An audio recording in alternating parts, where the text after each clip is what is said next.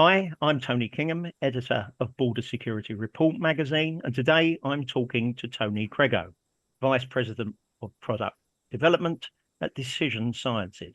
Welcome, Tony. Thank you, Tony. Good morning. Morning. Right, okay. So today on Product Focus, we're going to be talking about Muon Tomography. And what is it I hear people saying all over the world? Well, Tony is the man to tell us. So, Tony, what is Muon Tomography? Yeah, thanks, Tony. So simply put, muon tomography is making an image with muons. So it starts with what are muons? Most people probably have never heard of muons. Well, these are naturally occurring particles, and they come from what are called cosmic rays. So what's a cosmic ray? Well, a cosmic ray is a proton mostly. They're mostly protons. But these are charged particles in outer space that are coming from stars, supernova, distant galaxies, black holes, you name it, right? These particles are constantly bombarding the Earth's atmosphere, and they're very high energy. So when one of these particles hits our atmosphere, it creates a cascade of other particles. Well, muons and electrons are some of these other particles, most of them by the time they reach the Earth's surface. And most people have probably heard of electrons. Well, muons are very similar. They're charged, they're plus or minus charged, just like electrons, but they also have a lot more mass. So muons have about 200 times more mass. So that makes them very penetrating. But they're naturally occurring. So right now, thousands are passing through our bodies day, night, wherever we are on the Earth, there's muons going through our bodies all the time. So they're passive. There's no additional, it's part of the background signal that we're always experiencing. So how do you make an image with these? Because that's basically what tomography is. Well, there's a couple different ways. One, you can do a one-sided image where you have a detector, say, looking up at the sky, and it's looking for variations in this signal. And if it sees a variation in that signal, like let's say it was an underground detector, it might tell you, hey, there's a tunnel over there, or there's a dense ore deposit over that direction. Okay, the other way is like a two-sided detector where you have a tracker above a volume of interest and then a tracker below a volume of interest. So you track the trajectory of the particle, you see it interacting with the volume of interest, you have the trajectory on the exit, and we're looking at the trajectory change and the absorption rates of these muons and electrons. And so that gives you many possible applications for this technology because muons are very unique particles, and so they'll have unique applications that nothing else can do. Scanning anything very dense like nuclear reactors, nuclear waste, in the cargo market, looking at water, salt, gravel, metal, anything the traditional non-intrusive inspection techniques can't penetrate. They're good at tunnel detection, mineral exploration, underground applications. Again, ground very hard to penetrate, so the high penetration of muons can be helpful there. So there's a lot of different applications that could benefit from muon tomography. Okay, thank you. And what are the applications in the border security area? Right. So in the border security area, you have either customs or security agencies, and they're typically looking for four categories of items. One is contraband. You're looking for anything that's illegal in that country, typically drugs, but there's others from country to country. But you're looking for some kind of contraband. Okay. Another one is revenue. A lot of customs agencies around the world get their revenue from the duties and tariffs on goods that are being shipped. Okay, so cigarettes is a great example. So if somebody who's shipping cigarettes doesn't tell you they're cigarettes, so that's undeclared or under report. So I have one pallet of cigarettes, but there's actually four. They're trying to evade those taxes, and that's revenue for governments, and so they're interested in capturing that revenue. So revenue is another big mission. Security threats, obviously. So something like explosives, something like radioactive material, special nuclear material. These are security threats. And then the last is clandestines, like say humans. It's often called clandestines in some parts of the world, or humans in the United States. So contraband, revenue, security threats, and clandestines. Those are the four main missions.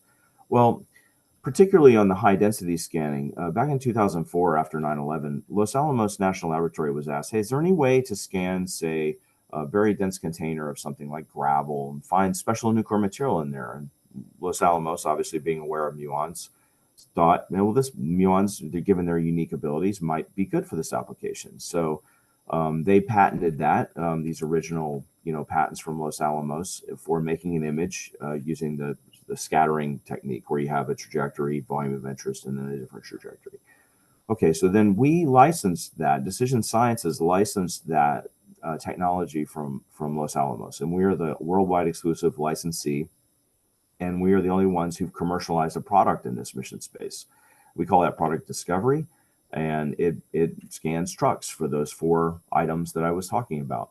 And we use the two-sided approach, and we're looking at scattering of muons and scattering and absorption of electrons. And the absorption signal can be helpful, particularly in the contraband, like drugs and produce. So seeing the difference between, say, cocaine and bananas is a great example. We can see that with the electron signal a little bit better than we can with the muon signal. But if I want to find special nuclear material in gravel or drugs in gravel or something very dense like that, then the muon signal is going to be very helpful. But we use both. And then more importantly and more recently, with years of field experience to date and thousands of scans on several systems, we developed several AI, artificial intelligence, machine learning algorithms to do this mission better. So the first one is faster scan times. So customers are always wanting faster scan times. And so we call this algorithm image prediction. It was trying to predict, at 1 minute, 2 minutes, 3 minutes, trying to predict what the image is going to look like at 10 minutes or later scan time. So you give the officer more actionable information more quickly using artificial intelligence. The next one is edge detection to create sharper edges and sharper looking palettes. So that's something that users have found to be useful. And then the next category, so those are already successes. Those are already in the software today. And I would say that we're working on automated threat algorithms. The first one, we've completed the machine learning work. It's called human detection. And so, we can automatically find humans in a container that's being shipped. And we're working on several other automated threat algorithms, like volume of interest, highlight regions that we think may be suspicious. You have, say, a light commodity and a dense commodity, like drugs and gravel, or you have a dense commodity and a light commodity, say cocaine and bananas. So those kind of automated threat algorithms are on our development path next. And as with most AI capabilities, the only thing holding us back is data. But with thousands of scans under our belt so far, we have enough data to finish these development projects that are currently in play. And I'll just finish with the passive nature of the system. Muons are naturally occurring. I mean, they're happening all the time, right? So we're just using this natural signal. So that has obviously a number of benefits all by itself. The officers don't have to get out of the system to use it. You can do a physical inspection. You can do a dog inspection. You can even have an operator in a booth talking to the driver and doing paperwork. All that kind of stuff could happen in the system because while the scan is occurring, because there's no radiation whatsoever, it's completely passive. The other thing it gives you is ConOps flexibility on deployment, right? So you could put the system in a place where you might not be able to put X-ray because you have to have a radiation safety area, or you have to build shielding. Maybe there's not enough space or whatever to do those things. And so even in the pre-primary context is something that I think is an interesting idea, because what airport or border checkpoint have you ever been to where there's not an enormous line of people and cars and things? So the whole idea is, well, there's a natural line forming there anyway. Just put the system there and you can scan with no time penalty whatsoever. So I think the passive nature of the system is also very interesting to customers because it gives them the opportunity to take advantage of these in ConOps and safety dimensions. That's how we use decision sciences and how we use discovery to do, border security. Excellent. And that means that passengers and drivers can stay in the vehicles safely. That's right. Absolutely. Yeah. Nobody has to get out of the vehicle when we start a scan or stop a scan. In fact, really, the system is up all the time. The only thing that happens when we start a scan and stop a scan is we start counting muons. They're already there. The electronics are already on. So, yeah, nobody has to do anything. And there's no harm whatsoever to the people or dogs, officers, any drivers, anybody who's in the system. Excellent. Thank you for that excellent explanation. Right, you can meet the Decision Sciences team on booth 4 at the World Border Security Congress in Madrid on the 25th to the 27th of March. Tony, thanks very much.